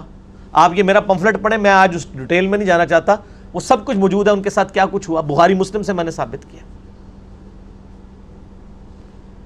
نمبر 3 ممبروں کے اوپر جو سب و شتم کا سلسلہ جاری ہے حسن ابن علی کے والد علی ابن ابی طالب پہ, وہ ختم کروایا جائے. وہ چلتا رہا, صحیح مسلم میں ہے 6229 نمبر حدیث, مولا علی پہ لعنت کے الفاظ کے ساتھ لعنت کی جاتی تھی آل مروان کی طرف سے. اسی طریقے سے حضرت معاویہ اپنے بعد امت کو شورا پہ چھوڑیں گے, اپنے بیٹے کو نامزد نہیں کریں گے. لیکن وہ بھی آپ بخاری اٹھا کے 4827 نمبر حدیث 4827 دیکھ لیں, صحابہ نے مخالفت کی, انہوں نے زبردستی کیا. ٹھیک ہے, تو کوئی ایک شرط بھی نہیں مانی سوائے ایک مال غنیمت والا معاملہ. تو یہ سارے شرائط تھیں. اب یہ شرائط جب کوئی بندہ پورا نہ کر رہا ہو تو جس سے صلح ہوئی ہو اس سے ڈر تو لگا رہتا ہے نا کہ کہیں یہ بھی اپنا صبر کا پیمانہ اس کا لبریز ہو اور یہ دوبارہ سے خلافت کے لیے کوئی تحریک اٹھا دے. جو جب تحریک اٹھائے گا تو تحریک اٹھانے والا جو شخص ہے وہ ایک دہتا ہوا کولا ہوگا جس سے آگ بڑھ سکتی ہے, خلافت راشدہ دوبارہ سے چڑھ سکتی ہے. اب آپ کو اس جملے کی گہرائی پتہ چلی. حسن ایک دہتا ہوا کولا تھا جسے اللہ نے بجھا دیا. انہوں نے کہا شکر ہے ختم ہوا ہے, انہوں سے اپنی مرضی نہ لے کام ٹور کے رکھیں گے. سمجھ آئیے آپ کو؟ اب یہ جب گفتگو ہو رہی ہو کسی صحابی کے سامنے, یہ کسی وہابی کے آگے نہیں ہو رہی تھی, یہ صحابی کے آگے بات ہو رہی تھی, نہ کسی بابی کے آگے ہو رہی تھی. بابی بابوں کا دفاع کرتے ہیں، وہابی اپنے وہ بادشاہوں کا دفاع کرتے ہیں۔ یہ صحابی تھا مقدام بن مادی کرب، اس نے کہا کہ پہلے معاویہ نے یہ بات کی رضی اللہ تعالیٰ عنہ کہ حسن کا مرنا کوئی مصیبت ہے، اب اس کے چمچے نے آگے سے یہ بات کر دی ہے کہ حسن تو ایک آگ کا انگارہ تھا، اسے بجھا دیا اللہ نے۔ ہائے ہائے ہائے ہائے۔ اب مقدام فقال المقدام، مقدام نے کہا اما انا، انہوں نے کہا معاویہ جت تک میرا تعلق ہے نا، فلا ابرح اليوم، آج میں اس وقت تک یہاں سے تیرے دربار سے نہیں اٹھوں گا، حتی اغیظک، یہاں تک کہ میں تجھے غصہ نہ دلاؤں۔ یعنی تو نے مجھے تکلیف دی ہے نا حضرت حسن ابن علی کے بارے میں کومنٹس کر کے نیگیٹو، میں تجھے ایسی باتیں کروں گا کہ تجھے غصہ دلاؤں۔ وَأُسْمِعَكَ مَا تَكْرَهُ، اور میں تجھے ایسی باتیں سناؤں گا تجھے بری لگیں گی۔ جب کسی کی حقیقت اسے کھول کے بیان کی جائے نا تو بڑے سے بڑے صبر کرنے والے شخص کو بھی بری لگتی ہے۔ پھر کہا اے معاویہ اگر میں سچ کہوں تو میری تصدیق کر دینا، اور اگر میں غلط کہوں تو تردید کر دینا۔ معاویہ نے کہا ایسا ہی کروں گا۔ مقدام نے کہا میں تمہیں اللہ کی قسم دے کر کہتا ہوں، کیا تم جانتے ہو کہ رسول اللہ صلی اللہ علیہ وآلہ وسلم نے سونا پہننے سے منع فرمایا ہے؟ حضرت معاویہ نے کہا ہاں ہمیں بھی پتا ہے مرد کے لیے سونا حرام ہے۔ مقدام نے پھر کہا معاویہ تمہیں اللہ کی قسم دے کر کہتا ہوں، کیا تمہیں خبر ہے کہ رسول اللہ صلی اللہ علیہ وسلم نے مرد کے لیے ریشم پہننے سے روکا ہے؟ انہوں نے کہا ہاں۔ حضرت مقدام نے کہا میں تمہیں اللہ کی قسم دے کر تیسری بات پوچھتا ہوں، کیا تم جانتے ہو کہ رسول اللہ صلی اللہ علیہ وآلہ وسلم نے درندوں کی کھالیں پہننے اور درندوں پر سواری کرنے، یعنی شیر کی کھال پہننا یہ تکبر کی علامت ہے، اس سے منع فرمایا؟ حضرت معاویہ نے کہا ہاں۔ مقدام نے کہا اللہ کی قسم میں نے یہ سب کچھ تمہارے گھر میں ہوتے ہوئے دیکھا ہے اے معاویہ، یعنی تم مانتے بھی ہو کہ سونا مرد کے لیے حرام ہے، ریشم مرد کے لیے حرام ہے، درندوں کی کھالیں پہننا حرام ہے، یہ تینوں حرام کام جو تم خود جانتے ہو تمہارے گھر میں ہوتے ہیں۔ اب میں نہیں کہتا کہ حضرت معاویہ نے سونے کے کڑے یا وہ کوئی لاکٹ پہنا ہوا تھا، میرا اس نے ظن ہے کہ ان کے بال بچے ہی کرتے ہوں گے، گھر میں ظاہر ہے کہ میرے آپ کے بچے تو نہیں تھے نا، ان کے ہی ہوں گے، ہم اس نے ظن رکھتے ہیں کہ وہ خود نہیں کرتے تھے۔ اب یہ بات کرنے کے بعد تو آپ تو کہتے ہیں جی امام حنیفہ کا قول دکھاتے ہیں، آگے حدیث دکھاتے ہیں، لوگ کو رجوع ہی نہیں کرتے، کہتے ہیں حدیث کو ہم نے چھوڑنا ہے۔ اب یہاں پہ نبی علیہ السلام کی حدیث ان کو پتہ ہے، حضرت معاویہ سے کہا جا رہا ہے کہ آپ توبہ کریں۔ اب کیا ہوا؟ مقدام نے کہا اللہ کی قسم یہ سب کچھ آپ کے گھر میں ہوتا ہے اے معاویہ۔ اس پر معاویہ نے کہا اے مقدام مجھے معلوم تھا کہ میں تجھ سے ہرگز بچ نہیں سکوں گا، یعنی میری کمزوریاں تجھے پتہ ہیں۔ حالانکہ ہونا چاہیے تھا معاویہ اے مقدام میں تمہیں گواہ کر کے کہتا ہوں آج تک جو کچھ مجھ سے ہوا میں اللہ سے توبہ کرتا ہوں، اللہ تعالیٰ یہ گناہ معاف کرے، آئندہ میں اپنی اصلاح کروں گا۔ کیونکہ آپ تو ہمیں یہی بتاتے ہیں نا کہ جب صحیح حدیث مل جائے تو وہی آپ کا مذہب ہونا چاہیے۔ آپ کہتے ہیں امام حنیفہ کے سامنے حدیثیں آتی تھی وہ پیچھے نہیں ہٹتے تھے، تو یہ امام حنیفہ سے بہت پہلے ہی معاملہ جو ہے وہ بگڑا ہوا ہے۔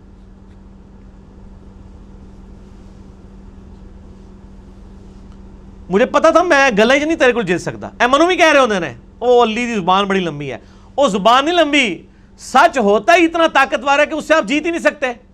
یہ تواڈے بزرگ بابے بھی یہی کہندے سن کہ میں گلے تواڈے کو نہیں جیت سکتا، انشاءاللہ تسی بھی نہیں جیت سکو گے کیونکہ بات ہی سچی ہے۔ آپ دیکھ لینا اے مقدام مجھے معلوم تھا کہ میں تجھ سے ہرگز نہیں بچ سکوں گا۔ خالد بن معدان نے بیان کیا کہ پھر حضرت معاویہ رضی اللہ تعالیٰ نے مقدام کے لیے اس قدر انعام کا حکم دیا، انہوں نے کہا جی بیت المال میں سے لا کے ذرا مال دو۔ بادشاہ آپ کو پتہ ہے نا وہ جب کسی کو خوش کرنا چاہتے تھے تو مال دیتے تھے، تو مقدام بن مادی کرب کو انہوں نے کہا اس کو انعام دو اور ان کے دوسرے ساتھیوں کو بھی دو۔ چنانچہ حضرت مقدام کو جب مال دیا گیا تو انہوں نے اپنے ساتھیوں میں وہیں تقسیم کر دیا۔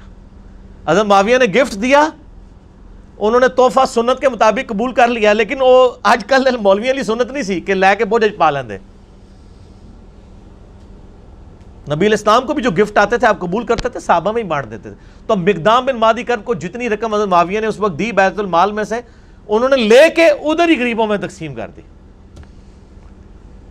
سچا بندہ جو ہے اس کو کسی کی پرواہ نہیں ہوتی ہے، وہ بینیفیشری نہیں ہوتا کسی کا، اس کی روٹی روزی دین کے ساتھ نہیں جڑی ہوتی۔ چنانچہ مقدام نے اپنے ساتھیوں میں سے تقسیم کر دیا، مگر اس اسدی نے جو کچھ وصول کیا وہ کسی کو کچھ نہ دیا. اور جنہیں کیا سی نا حسن آگ کا انگارہ ہے، اس کا کریکٹر بھی نقل کر دیا امام ابو داؤد نے. اس نے کسی کو کوئی چیز نہیں دی. ٹھیک ہو گیا، وہ ظاہر ہو گیا ہی مال لینڈ سی. بعد میں جب حضرت معاویہ کو یہ خبر پہنچی کہ مقدام نے سب کچھ اللہ کی راہ میں خیرات کر دیا، تو حضرت معاویہ نے کہا مقدام کھلے ہاتھ کے سخی آدمی ہیں اور اسدی اپنے مال کی خوب حفاظت کرنے والا ہے. یعنی حضرت معاویہ کو جب بتایا گیا نا کہ انہوں نے باہر نکلتے ہی آپ کے لوگوں میں ہی مال تقسیم کر دیا ہے، تو حضرت معاویہ نے بھی تعریف کی حضرت مقدام بن مادی کرب کی. ان کو گستاخ صحابہ اور رافضی نہیں کہا مقدام کو. ان کا یار گل تو صحیح کی تھی انہیں. تو اسی بھی مان جاؤ میں گلا صحیح کرنا بھائی، ناراض نہ ہویا کرو. اچھا اس کی شرح جو ہے دارالاسلام نے لکھی ہے بھائی، میں نے نہیں لکھی. اور دارالاسلام میں بھی شیخ زبیر صاحب نے نہیں لکھی ہے. شیخ زبیر صاحب نے صرف حدیثوں پہ صحت کا حکم لگایا، جو شرح ہے وہ دوسرے علماء نے لکھی ہے. اور صلاح الدین یوسف صاحب نے بھی اس کے اوپر یعنی کہ تقریض لگائی ہوئی ہے. اس کی شرح میں لکھتے ہیں، اب دیکھیں دارالاسلام ورڈ بائی ورڈ آپ شرح سنیں. صحابہ کرام حق بات کہنے میں بڑے جری تھے. حضرت مقدام رضی اللہ تعالیٰ عنہ کو حضرت معاویہ رضی اللہ تعالیٰ عنہ کی عمارت سے کوئی خوف نہ آیا اور بے دھڑک حق بات کہہ دی. چلو جی شکر ہے. علی بھائی نے نہیں کہا گیا لکھو، دارالاسلام نے کئی سال پہلے یہ شرح کی ہوئی ہے. اس مکالمے کے شروع میں جو آیا کہ ایک آدمی نے کہا کہ حسن کے مرنے کو تم مصیبت سمجھتے ہو، اس کے قائل شاید حضرت معاویہ ہی ہوں جسے ادبن مبہم رکھا گیا ہے. اے دیکھو وہ شرح کرنے والا مان رہا ہے کہ یہ جو ہے نا ایک بندے نے کہا کہ معاویہ کا مرنا کو مصیبت ہے، تو یہ حضرت معاویہ نے اصل میں کہا تھا، امام داؤد نے ادب کے طور پر فلاں لکھ دیا. آگے بریکٹ میں لکھا ہے اون المعبود. اون المعبود اہل حدیث عالم کی وہ شرح ہے ابو داؤد کی جو پوری دنیا میں مدرسوں میں پڑھائی جاتی، عربی میں لکھی ہوئی. یہ شاید نہیں سرکار دارالاسلام والے ہو، یہ شاید کٹو، یہ یقیناً ہے، کیونکہ اس کا جو طریق المعجم الکبیر طبرانی میں ہے اور مسند احمد میں ہے، اس میں الفاظ ہیں کہ معاویہ رضی اللہ تعالیٰ عنہ نے کہا کہ حسن کے مرنے کو کیا تم مصیبت سمجھتے ہو. اس کے بعد پھر وہ لکھتے ہیں بنو امیہ اور اہل بیت کے خاندانوں میں سیاسی امور میں ان کے خاص رجحانات تھے. یہ تاریخ اسلام کا انتہائی پریشان کن دور تھا جو گزر گیا. وہ کہتے ہیں گزر گیا، مٹی پاؤ چھاڑ دو. اب ہم تمام صحابہ کرام کے لیے دعا گو ہیں، تو سر پھر آپ ان کے لیے بھی دعا گو ہوں جو آج صحابہ کے اوپر لعنت کر رہے ہیں، کیونکہ یہ انہی کی اولاد ہے آل امیہ کی. ان کو پھر آپ کس منہ سے سمجھائیں گے؟ صرف ان کو میں سمجھا سکتا ہوں، انجینئر محمد علی مرزا، جو آل امیہ کے کاموں کو بھی غلط کہتا ہے اور آج رافضیوں کی لعنت کرنے کو بھی غلط کہتا ہے. آپ تو 2 نمبر لوگ ہیں، آپ کے تو دورے معیار ہیں، آپ کسی کو سمجھا سکتے ہیں؟ وہ کہتا ہے چھوڑ دو. اب ہم تمام صحابہ کرام کے لیے، تمام صحابہ کرام نہیں یار، 3-4 بندوں کا مسئلہ ہے. صحابہ کرام اتنے زیادہ نہیں ہیں. حضرت معاویہ رضی اللہ تعالیٰ عنہ، مغیرہ ابن شعبہ رضی اللہ تعالیٰ عنہ، عمر ابن عاص رضی اللہ تعالیٰ عنہ، اور بسر بن ابی ارطا رضی اللہ تعالیٰ عنہم اجمعین. ہم ان کے لیے دعائیں خیر کرتے ہیں لیکن ان کا جھوٹا دفاع بھی نہیں کرتے. ان کے لیے دعا گو ہوں اور کسی کے متعلق اپنے دل میں کوئی بغض نہ رکھیں. ایک مورخ کو جو ہے وہ کسی بھی جانب میلان ہو اس کا حق ہے، مگر خیال رہے کہ دوسری جانب بھی جلیل القدر صحابہ ہیں رضی اللہ عنہم و ارضاہم، اور دعا کریں ربنا اغفر لنا ولاخواننا الذین سبقونا بالایمان. اور ہم بھی یہ دعا کرتے ہیں، میرا تو کلپ ریکارڈڈ ہے سورۃ الحشر کی آیت نمبر 10. ہم دعا کرتے ہیں کاش جن کے لیے ہم دعائیں کر رہے ہیں انہوں نے بھی مولا علی کے لیے دعائیں کی ہوتی، ممبروں پر مولا علی پہ لعنت نہ کروائی ہوتی. اس کا مطلب ہے اللہ کے فضل سے ہمیں تو توفیق ہے، ان کو یہ توفیق نہ مل سکی. صحیح مسلم 6229 لعن اللہ ابا التراب نعوذ باللہ. آل مروان صحابہ کرام کو ممبروں میں بلا کے کہتے تھے ابو تراب پہ لعنت کرو نعوذ باللہ. درندوں کی کھالیں اور ان کی گدیاں استعمال کرنا جائز نہیں ہے، اور ایسے ہی مردوں کے لیے سونا اور ریشم بھی مباح نہیں. حضرت معاویہ رضی اللہ تعالیٰ کے متعلق جو ذکر ہوا ان کے گھر میں ریشم اور درندوں کی کھالیں اور سونا استعمال ہوتی تھی، تو شاید فرامین رسول کی وہ کوئی تعویل کرتے ہوں. دیکھو یہ وہی ہے جس طرح وہ تفسیر عثمانی میں لکھا ہے نا کہ قرآن میں آیا کہ بچے کی دودھ چھڑانے کی عمر 2 سال ہے اور امام حنیفہ فرماتے ہیں 2.5 سال ہے. شاید امام حنیفہ کے پاس بھی کوئی دلیل ہو. یہ وہی ہے او پائی سارے ہی کو کچھو، نہ میں وابی نہ میں بابی، میں ہوں مسلم علمی کتابی. آپ یہ دیکھ لیں بابی ہیں، یہ پریکٹیکلی یہ بھی بابی بنے ہوئے ہیں. دارالاسلام والے بجائے یہ لکھنے کے کہ انہوں نے غلط کام کیا، وہ کہتے ہیں انہوں نے تعویل کر لی ہوگی. دنیا میں ہر شخص اپنے جرم پہ پردہ ڈالنے کے لیے نا تعویل ہی کرتا ہے. ظاہر ہے جنہوں نے عمار ابن یاسر کے قتل کے اوپر تعویل کر لی کہ یہ علی ہے قاتل، نہ علی لے کے آتا تو نہ قتل ہوتا، ماریا خود. تو پھر مولا علی نے فرمایا کہ پھر حمزہ کا قاتل کیا نبی علیہ السلام تھے؟ نہ عہد میں لے کے جاتے نہ حمزہ قتل ہوتا. پھکی دی تھی، مولا علی بھی پھکیاں دیندے سن. الزامی جواب، اینٹی وینم، لاجیکل آنسر. بال یہ ہر ٹاپک لادا ہو جائے گا. تو یہ میں نے شرح بھی بیان کر دی اور شرح بھی بیان کر دی. باقی میں اب اس ٹاپک کو کتنا یعنی اور کھول کے بیان کروں. آپ ریسرچ پیپر 5B پڑھیں، سب کچھ آپ کو ملے گا. میرے 2 لیکچر ضرور سنیں. ایک لیکچر ہے جس میں میں نے اہل تشیع کا مقدمہ اہل سنت کی عدالت میں پیش کیا ہے. مسئلہ نمبر 101، صحیح مسئلہ خروج، خلافت و ملوکیت صحیح مسئلہ خروج اور فکر حسین حق پرستی کی علامت ہے. اہل سنت پاک.com پہ یوٹیوب پہ جا کے لکھیں 101 مسئلہ، کھل جائے گا. اس میں نے اہل تشیع کا مقدمہ اہل سنت کی عدالت میں پیش کیا، جس ایسی مسجد میں جہاں پہ آدھے شیعہ بیٹھے ہوئے تھے، آدھے سنی، اور سنی بھی تینوں بریلوی دیوبندی اہل حدیث. اور دوسرا لیکچر ہے مسئلہ نمبر 162A، خلافت راشدہ کے 30 سال شیعہ کی کتاب نہج البلاغہ سے مولا علی علیہ السلام کے 5 خطبات کی روشنی میں، جس میں نے اہل سنت کا مقدمہ اہل تشیع کی عدالت میں پیش کیا ہے. لاکھوں لوگ یہ ویڈیوز، اس کے کلپس دیکھ چکے ہیں. آج میں ڈیٹیل میں نہیں جاؤں گا. آپ 5B ضرور پڑھیں، اہل سنت پاک.com سے ڈاؤن لوڈ کریں. ہارڈ کاپی منگوانی ہے عثمان بھائی کو صبح 9 سے لے کر 12:45 بجے تک، اور شام کو عصر سے مغرب تک پاکستان ٹائم کے مطابق کال کریں. تمام ریسرچ پیپرز فری ڈاک میں آپ کے گھر بالکل مفت پہنچیں گے. ان کا نمبر، موبائل نمبر نوٹ کر لیں، +923215900162، اور پاکستان میں کریں گے تو 032159000162. ہارڈ کاپی بھی آپ کو یہ 200 احادیث کی انشاءاللہ مل جائے گی. تو یہ آج کا ٹاپک ہمارا اس حوالے سے الحمدللہ کنکلوڈ ہوا عوام الناس کے اعتبار سے. اب تھوڑی سی گفتگو رہ گئی ہے 10-12 منٹ کی علماء کے حوالے سے. وہ انشاءاللہ میں اس کو الگ کروں گا. اس سے پہلے آپ ایک دفعہ درود شریف پڑھ لیجئے. اللہم صلی علی محمد وعلی آل محمد کما صلیت علی ابراہیم وعلی آل ابراہیم انک حمید مجید.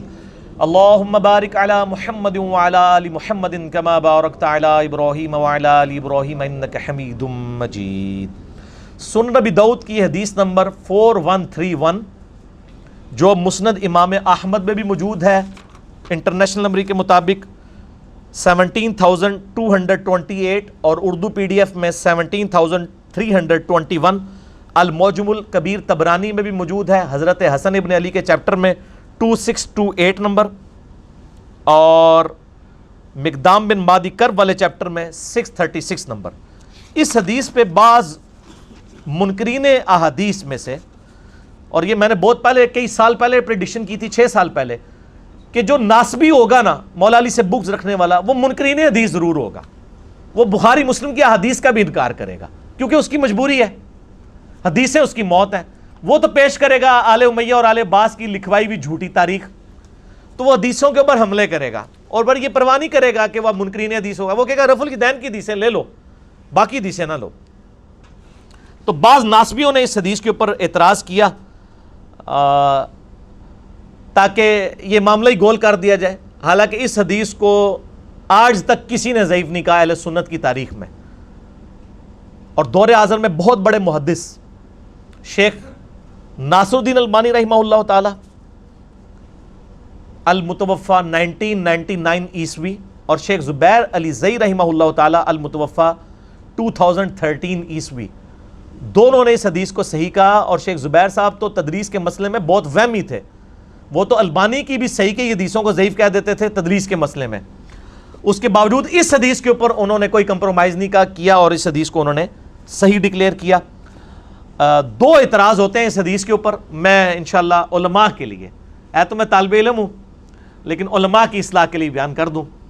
پہلا اعتراض کرتے ہیں کہ اس حدیث میں ایک راوی ہے بقیہ ابن الولید المتوفى 197 ہجری تبع تابعین میں سے ہیں رحمہ اللہ تعالی.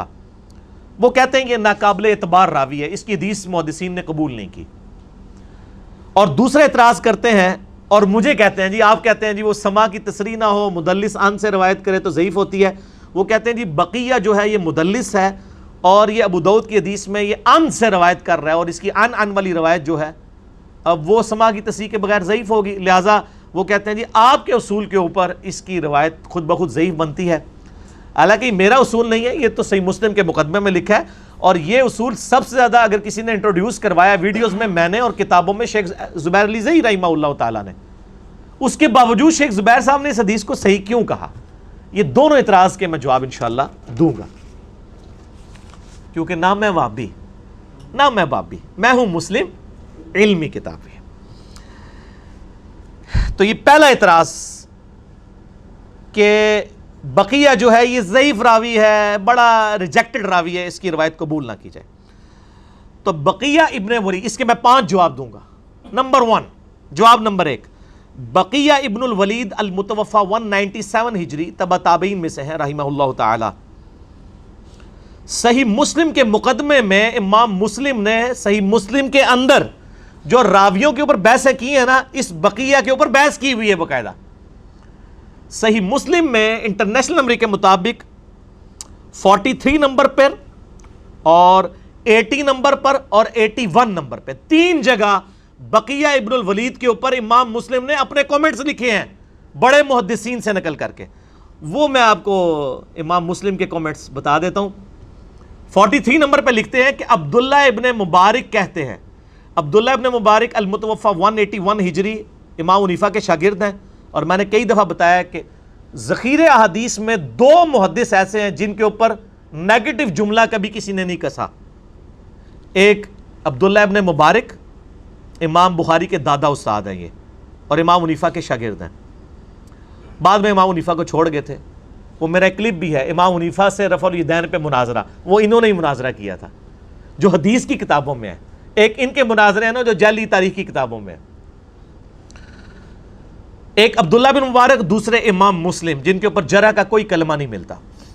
امام بخاری پہ بھی بعض محدثین نے جرح کی ہے لیکن ان کے اوپر نہیں جرح ملتی. عبداللہ ابن مبارک کا قول صحیح مسلم میں انٹرنیشنل نمبر کے مطابق جو مسلم کا حصہ ہے اور نمبرنگ کا حصہ ہے 43 نمبر، عبداللہ ابن مبارک کہتے ہیں کہ بقیہ ابن ولید صدوق راوی ہے، سچا راوی ہے، لیکن وہ روایت کرتا ہے سب قسم کے لوگوں سے. یعنی خود وہ سچا ہے لیکن وہ جن سے روایتیں نقل کرتا ہے نا، بعض اوقات وہ ضعیف راویوں کی روایت بھی لے لیتا ہے اور بعض اوقات ثقہ راویوں کی بھی. وہ تو سارے ہی ہیں، بخاری مسلم کے علاوہ جتنے امام ہیں، ابو داؤد، ترمذی، نسائی، ابن ماجہ، انہوں نے ضعیف راویوں سے لی ہوئی ہے. لیکن جب ضعیف راوی ہوگا پتہ تو چل جائے گا اور روایت تو ضعیف ہو جائے گی. تو یہ تو کوئی عیب نہیں ہے. خود امام بخاری نے الادب المفرد میں کئی ضعیف راویوں سے جن پہ امام بخاری نے خود جرح کی ہوئی ہے تاریخ کبیر میں، ان سے روایتیں بھی لی ہوئی ہیں، لیکن بتا دیا ہے کہ یہ روایت میں یہ راوی کمزور ہے. تو یہ کوئی عیب نہیں ہے. عبداللہ ابن مبارک کیا کہتے ہیں؟ یہ صدوق راوی ہے، سچا راوی ہے. کون؟ بقیہ ابن ولید. 80 نمبر پہ لکھتے ہیں امام مسلم کہتے ہیں کہ زکریہ ابن عدی کہتے ہیں کہ مجھ سے ابو اسحاق فزاری نے کہا، جو حدیث کے بہت بڑے امام تھے، لکھ لے تو بقیہ ابن ولید کی وہ حدیث جو وہ روایت کرے مشہور لوگوں سے، اور مت لکھ اس کی حدیث کو جو روایت کرے مجہول لوگوں سے. یہ بقیہ کے لیے نہیں ہے، باقی بھی سارے راوی جو ثقہ راویوں سے کریں وہ آپ لے لیں، جو دوسری وہ چھوڑ دیں. اور مت لکھ تو اسماعیل عیاش سے حدیث، اگرچہ وہ روایت کرے مشہور ثقہ لوگوں سے بھی. وہ کہتے ہیں جو اسماعیل عیاش راوی ہے نا، وہ اگر صحیح بندے سے بھی روایت کر رہا ہے نا، اس کی وہ والی روایت بھی نہیں لینی، لیکن بقیہ سچا بندہ ہے، یہ اگر سچے لوگوں سے روایت کرے. اور الحمدللہ ابو داؤد میں اس نے بحیر ابن سعد سے روایت کی ہے، جو الحمدللہ ثقہ صدوق اہل سنت کا بہت بڑا امام ہے، جس کی ثقات کے اوپر کوئی قدغن نہیں لگا سکتے. کتب ستہ کی ساری حدیث کی کتابوں میں اس کی روایتیں موجود ہیں، خصوصاً ابو داؤد، ترمذی، نسائی، ابن ماجہ کے اندر بحیر ابن سعد سے روایت کی ہے. اور اس کے بعد 81 نمبر کے اوپر وہ لے کے آئیں کہ ان کے اندر یہ مسئلہ تھا کہ یہ بعض اوقات جو نام ہے اور کنیت اس کو رد و بدل کر دیا کرتے تھے جو یہ راوی تھے بقیہ، اور وہ دیکھ لیا جائے، باقی کوئی ان کے اوپر جرح کا کلمہ نہیں ہے. جواب نمبر 2، صحیح مسلم میں جو یہ 80 نمبر پہ کامنٹس ہے نا کہ بقیہ کی روایت جو مشہور لوگوں سے وہ کرے وہ آپ لے لو اور جو ضعیف لوگوں سے کرے وہ نہ لو، یہ سیم کامنٹس جامعہ ترمذی میں بھی موجود ہیں۔ انٹرنیشنل نمبر کے مطابق 2859 نمبر حدیث ہے، اور اس حدیث کی سند وہی ہے جو ابو داؤد کی مقدام بن معدی کرب والی روایت کی سند ہے 4131 کی۔ اس میں بھی بقیہ ابن ولید عن بحیر ابن سعد کر رہے ہیں۔ اس کے نیچے امام ترمذی لکھتے ہیں کہ میں نے عبداللہ بن عبد الرحمن سے سنا کہ وہ کہتے تھے کہ میں نے زکریا بن عدی سے سنا کہ وہ کہتے تھے کہ امام ابو اسحاق فزاری کہا کرتے تھے خذوا عن بقیۃ ما حدثکم عن الثقات، بقیہ سے وہ حدیثیں قبول کر لیا کرو جو وہ ثقہ راویوں سے کرے، ولا تأخذوا عن اسماعیل ابن عیاش، اور اسماعیل ابن عیاش کی کوئی حدیث قبول نہ کرو چاہے وہ ثقہ راویوں سے کرے چاہے بغیر ثقہ کے۔ مسلم میں 80 نمبر پہ یہ کامنٹس ہے اور ترمذی میں بھی موجود ہیں 2859۔ امام ترمذی تے جھوٹیاں نو گھر تک پہنچا کے گئے نے، بقیہ کے اوپر کامنٹس کیے ہوئے ہیں۔ اچھا اس طرح کے کامنٹس بڑے کم راویوں میں ملتے ہیں، تو بقیہ نے چونکہ اہل سنت کے منہج کی حفاظت کرنی تھی ناسبیت کے خلاف، امام مسلم امام ترمذی نے کامنٹس کیے۔ اچھا جی، جواب نمبر 3، صحیح مسلم میں ایک حدیث کے راوی بھی بقیہ ہیں۔ مسلم شریف میں انٹرنیشنل نمبر کے مطابق 3514 اور 3515 نمبر حدیث ہے، اور فواد عبد الباقی کی ترکیب میں اس کا نمبر ہے 1429 1429۔ ابن عمر کہتے ہیں رضی اللہ تعالیٰ عنہ کہ نبی علیہ السلام نے فرمایا اگر کوئی ولیمے کی دعوت دے یا کوئی بھی اور دعوت دے تمہارا مسلمان بھائی تو قبول کر لیا کرو۔ یہ مشہور حدیث ہے، اس حدیث کے راوی بھی بقیہ ہیں، وہی راوی۔ ٹھیک ہو گیا جی۔ جواب نمبر 4، جامعہ ترمذی کی مشہور ترین حدیث جو اہل سنت کے بچے بچے کو رٹی ہوئی ہے، انٹرنیشنل نمبر کے مطابق 2676، کہ آپ صلی اللہ علیہ وآلہ وسلم نے فرمایا میرے بعد تم بہت اختلاف دیکھو گے، اس وقت علیکم بسنتی و سنت الخلفاء الراشدین المہدیین، میری سنت اور میرے خلفاء راشدین کی سنت کو لازم پکڑ لینا۔ یہ جو حدیث ہے جامعہ ترمذی میں انٹرنیشنل نمبر کے مطابق 2676، اس حدیث کی سند وہی ہے جو ابو داؤد کی سند ہے، بقیہ ابن ولید نے روایت کیا ہے بحیر ابن سعد سے۔ اس حدیث کی سند وہی ہے جو ابو داؤد میں مقدام بن معدی کرب والی حدیث 4131 والی ہے۔ ٹھیک ہوگا جی۔ 5واں جواب، المستدرک للحاکم میں بھی یہی جو سند ہے، بقیہ ابن ولید روایت کر رہا ہے بحیر ابن سعد سے، خواہ وہ ان سے روایت کرے چاہے حدثنا سے روایت کرے۔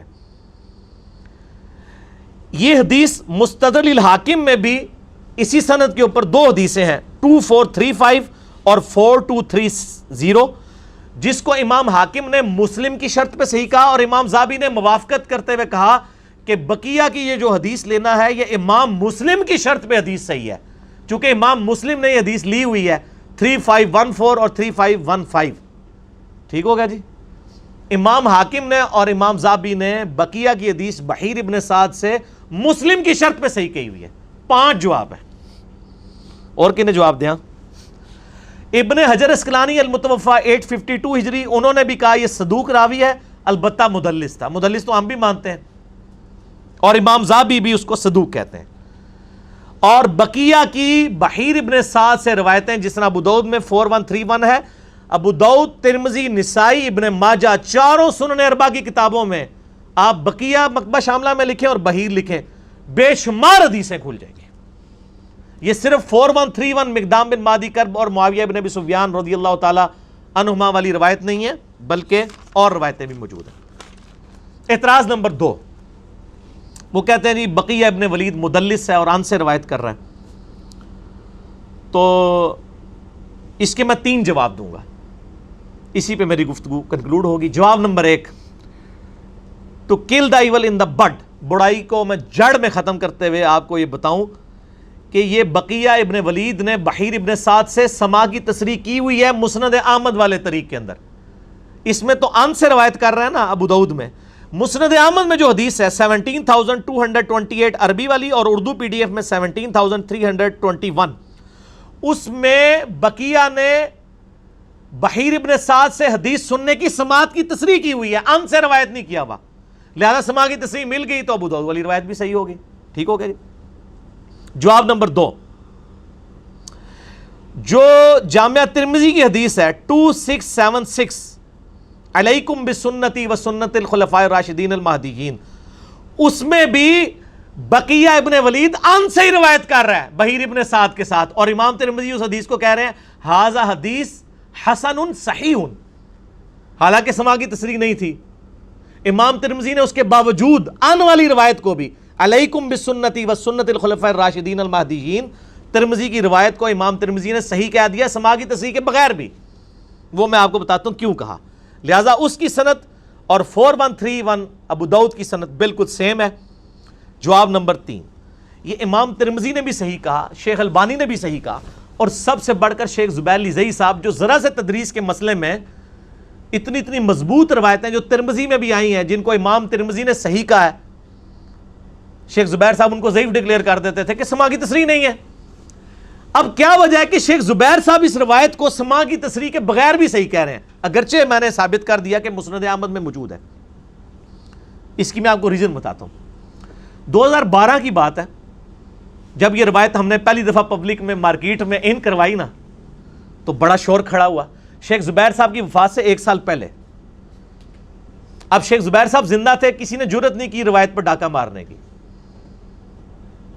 ظاہر البانی بھی صحیح کہہ رہا ہے، زبیر لذیذ صاحب بھی صحیح کہہ رہے ہیں.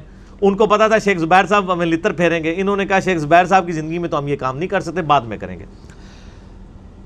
لیکن نجی محفلوں میں ڈسکشن شروع کر دی تو ہمارے ایک جیلم شہر کے بھائی ہیں ماشاءاللہ، سوشل میڈیا کے اوپر بڑا اچھا کام کر رہے ہیں، بلکہ ہمارے جو فرحان بھائی ہیں یہ بھی انہی کا تحفہ ہے. کاشف نیئر نے ہی انٹروڈیوس کرایا تھا ہمارے فرحان بھائی کو جو ہماری ویڈیوز اپلوڈ کرتے ہیں. تو وہ آج کل گلف سٹیٹس میں، تو کاشف نیئر نے مجھے فون کیا 2012 میں، مجھے یاد ہے. مجھے کہتا ہے کہ یہ جو مقدام بن مادی کرب والی حدیث آپ نے بیان کی ہے، اس میں تو بقیہ جو وہ ان سے روایت کر رہا ہے اور سماع کی تصریح نہیں ہے. تو میں نے شیخ زبیر صاحب کو فون کر کے کہا کہ اس کی سماع کی تصریح ہمیں دکھائیں، حالانکہ مسند احمد میں موجود ہے. میں نے بتا دیا. شیخ زبیر صاحب نے کہا یہ سماع کی تصریح کے بغیر بھی حدیث صحیح ہے. تو مجھے کاشف نیئر کہتا ہے دیکھو یار شیخ زبیر صاحب کہہ رہے ہیں سماع کی تصریح کے بغیر بھی یہ روایت صحیح ہے. تو میں نے ان کو کہا مجھے سمجھائیں کیسے. تو وہ مجھے کہتے ہیں آپ پاکستان آئیں مجھے ملنے کے لیے تو آپ کو میں سمجھا دیتا ہوں. ظاہر ہے وہ پوری سائنس ہے نا ایک حدیث کے علم کی. ہم تو وہ سائنس ویڈیو میں رکھ دیا، آپ کو پاکستان آنے کی ضرورت نہیں، آپ ویڈیو میں دیکھ لیں گے، یہ وہ سائنس آپ کو سمجھا دیتے ہیں. تو مجھے کاشف بھائی کہتے ہیں کہ جی دیکھیں علی بھائی انہوں نے مجھے یہ کہا. میں نے کہا ٹھیک کہا انہوں نے، تو آپ آ جائیں. تو یہ مجھے گفتگو یاد تھی، میں جب یہ لیکچر تیار کر رہا تھا نا تو پھر میں نے فرحان بھائی سے کہا، میں نے کہا یار کاشف نیئر کو مجھے فون کرے. ظاہر ہے وہ گلف اسٹیٹ میں ہے، تو انہوں نے میرا موبائل نمبر ان کو دیا، تو انہوں نے مجھے اسی وقت کال کی. 4-5 دن پہلے کی بات ہے. تو میں نے کہا کاشف بھائی آپ کو یاد ہے آپ نے 2012 میں، اب تو آج 9 ستمبر 2018 ہے، 6 سال پرانی بات ہے. میں نے کہا آج میں لیکچر ریکارڈ کرانے لگا ہوں تو مجھے آپ کی بات یاد آئی ہے. کہتے ہیں علی بھائی ایسے ہی بات ہوئی تھی، مجھے انہوں نے کہا تھا آپ حضرو آ جائیں تو میں آپ کو سمجھاؤں گا. یہ بالکل روایت صحیح ہے، یہ سماع کی تصریح کے بغیر بھی صحیح ہے روایت. یعنی شیخ زبیر صاحب کو یہ پتا تھا. آج کو کہہ رہے ہیں نا وہ جو ان کے شاگرد اور ان کے پوتا شاگرد صاحب وہ کوئی سامنے آئے ہوئے ہیں ناسبی، وہ کہتے ہیں کہ جی وہ جی شیخ زبیر صاحب کو اللہ تعالیٰ معاف کرے، ان سے غلطی ہوئی ہے، اگر زندہ ہوتے تو ہم ان کو بتاتے. ان کی زندگی میں تم لوگ جو ہیں وہ چوہوں کی طرح ایک دوسرے کو تو بتاتے پھرتے تھے، سامنے نہیں آتے تھے. ان کے فوت ہونے کے بعد سامنے آ گئے ہو. تو شیخ زبیر صاحب اللہ کے فضل سے اس حدیث کے اوپر اتنا کچھ لکھ کے گئے ہیں کہ ان کو قبر سے نکالنے کی ضرورت نہیں ہے، نہ ان کو روحانی طور پہ کوئی رابطہ کرنے کی یا کشف القبور کرنے کی ضرورت نہیں ہے. ان کے الحمدللہ روحانی شاگرد ہم بیٹھے ہوئے ہیں ادھر. اس حوالے سے شاگرد کے میں نے ان سے سیکھا ہے، باقی میں کوئی مدرسے کا نہیں پڑھا ہوا. شیخ زبیر صاحب نے ایک کتاب لکھی ہے فضائل صحابہ، بڑی مشہور کتاب ہے ان کی، جس میں خلفائے راشدین کے فضائل ہیں، امہات المومنین میں سے ہیں فضائل. وہ فضائل صحابہ کا PDF آپ کو مل جائے گا آرام سے، آپ جا کے kitabussunnah.com سے ڈاؤن لوڈ کریں، ہم اس میں لگا بھی دیں گے. اس میں حسن ابن علی کے اوپر جو چیپٹر باندھا ہے نا شیخ زبیر صاحب نے، اس میں یہ مقدام بن مہدی کرب والی حدیث وہ لے کے آئے ہیں. لیکن تھوڑی سمجھداری کی ہے انہوں نے، صرف آخری حصہ نقل کیا ہے کہ حسن مجھ سے ہے اور حسین علی سے. پوری حدیث نہیں نقل کی شیخ زبیر صاحب نے، کیونکہ پوری حدیث میں پٹورا باغ کھل جانا تھا. پھر ان کو 50 صفحے اور لکھنے پڑتے ہیں. انہوں نے صرف آخری حصہ نقل کیا اور نیچے لکھ دیا سنن ابی داؤد انٹرنیشنل نمبر 4131 وسندہ حسن, اور کہتے ہیں اس کی روایت بالکل صحیح ہے, اور نمبر لکھ دیا ابو داؤد 4131. آگے وہ شیخ زبیر صاحب لکھتے ہیں کہ یہ جو روایت ہے بقیہ ابن ولید عن بحیر ابن سعد, یہ محمول ہوتی ہے سماع کی تصریح پر, اگرچہ یہ راوی ان سے بھی روایت کرے تب بھی یہ روایت سماع کی تصریح پہ معمول ہوتی ہے. کیوں؟ انہوں نے لکھا اس لیے کہ جو بقیہ تھا وہ بحیر کی کتاب سے روایت کرتا تھا, لہذا سماع کی تصریح کی ضرورت ہی نہیں ہے. مثلا میں آپ کو ایک پمفلٹ لکھ کے دوں اپنے ہاتھوں سے, اور اس میں نے کچھ احادیث لکھی بھی ہوں, آپ جب وہ حدیث بیان کریں گے تو آپ یہ کہیں گے کہ انجینئر محمد علی مرزا بھائی سے روایت ہے یہ حدیث, اور آپ سے کوئی پوچھے کہ کیا آپ نے خود سنا ہے, تو آپ کہ میں نے سنا نہیں ہے, اسی لیے تو میں حدثنا نہیں کہہ رہا ہوں, میں ان کہہ رہا ہوں, ان سے روایت ہے. جس طرح ہم بھی صحابہ کہتے ہیں ان ابی ہریرہ, تو میں حضرت ابو ہریرہ تک تو سند نہیں پہنچا رہا ہوتا نا, لیکن مجھے پتا ہے ابو ہریرہ ٹھیک ہے, اور میں بھی تدلیس ہی کر رہا ہوتا ہوں, ہم سارے تدلیس ہی کر رہے ہوتے ہیں. ان ابی ہریرہ بیچ میں کوئی سند تو نہیں بیان کر رہے, وہ تو میں کہتے ہیں بخاری میں جائیں وہاں سے سند ملے گی. تو آپ کہیں گے کہ علی بھائی سے میں نے خود تو نہیں سنا, لیکن انہوں نے جو پمفلٹ لکھ کے دیا تھا اس میں انہوں نے روایت لکھی ہوئی ہے, تو سند پوری ہو گئی. اسی طریقے سے بحیر ابن سعد کی کتاب تھی جس میں پوری سندیں موجود تھیں. بحیر ابن سعد اگر اپنی سند سے کوئی حدیث اپنے شاگرد بقیہ کو دے لکھ کے, اب وہ خود اس کے سامنے تلاوت نہ کرے اس کو کہے بیٹا یہ میری کتاب ہے, میری سند اوپر تک ہے, اور وہ خود ثقہ راوی ہے, ظاہر اہل سنت کا امام ہے. اب بقیہ کتنا ایماندار شخص تھا, اس نے یہ نہیں کہا کہ میں نے اپنے استاد بحیر سے سنی, وہ کہتا تھا ان بحیر ابن سعد, بحیر ابن سعد سے میں روایت کر رہا ہوں, اس کی کتاب تھی. اور یہ محدثین کا پیٹ رول ہے کہ اگر ایک محدث کے پاس دوسرے محدث کی کتاب ہو تو اس کو حدثنا کہنے کی ضرورت نہیں ہے, وہ ان سے بھی روایت کر رہا ہے نا, تو وہ سماع کی تصریح کیا, وہ ریٹن ہے, تصریح سے بھی اگلی چیز ہے, اس کے پاس کتاب ہوتی تھی. اور یہ شیخ زبیر صاحب نے فضائل صحابہ میں لکھ دیا کہ چاہے بقیہ ان سے بھی روایت کرے بحیر سے, وہ سماع پر محمول ہوتی ہے کیونکہ اس کے پاس وہ کتاب تھی. پھر ساتھ شیخ زبیر صاحب لکھتے ہیں کہ میری کتاب جو ہے ابن حجر اسقلانی کی کتاب ہے طبقات المدلسین, مدلس کے اوپر جو مدلسین کے 5 طبقات کے اوپر کتاب لکھی ہے نا, اس کی تحقیق لکھی ہے شیخ زبیر صاحب نے عربی میں, وہ عربی میں کتاب تھی ابن حجر اسقلانی کی.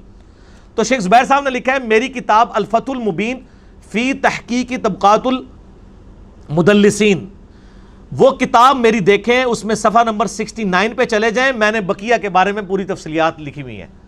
اور شیخ زبیر صاحب نے کہار پہ جا کے گئے ہوئے اس روایت ہوتے, اور اللہ کے فضل سے ہم اس کا PDF بھی لگا دیں گے طبقات المدلسین کا.